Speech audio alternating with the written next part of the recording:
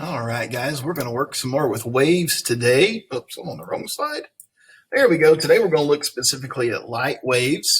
And so a short text here called What is Light? I'm going to read it with you, then we'll have 5 questions again. We're just kind of reviewing things we've already learned earlier in the planets. We're going to dig a little bit deeper into waves for the next 2 days, just kind of reviewing these 2 days with some easy text, getting our minds back on waves. Did you know the sun is the greatest source of light for our planet Earth? But what is light and why is it so important? Hot gases of the sun give off both light and heat energy.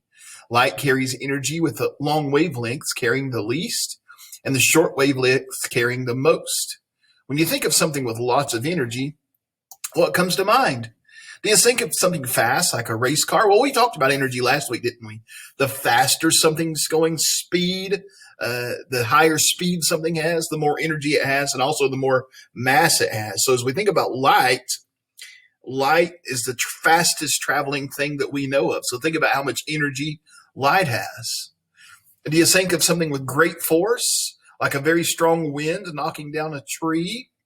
That's a lot of energy, isn't it? Believe it or not, light can be many times more energetic than a car or the wind. So think of the fastest car. You can think of how much energy it has.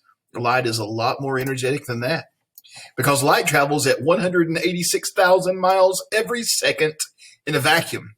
That's like outer space where there's no air. At that speed, light can go around Earth more than 7 times a second.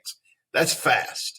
No human-made machine can go that fast, not even a jet plane or a rocket. One way that light travels, including light from the sun, is in the form of waves. Scientists can measure how long light waves are. Waves can be different sizes. We looked at that yesterday in sound waves. Sound waves, something with a very short wavelength is a high pitch, has more energy. Something with a very long wavelength is a low pitch, has less energy. Scientists can measure how long waves are. Waves can be different sizes. Some are long and some are short. Some light waves are visible and some are invisible. You're seeing some light waves right now with your eyes. You're looking at the screen right now and it's coming back to your eyes. You can see it. It's visible light, but there are invisible forms of light too. Whether you can see light or not depends on the length of the wave. The longest wavelength of visible light is seen as red, and the shortest wavelength is seen as violet.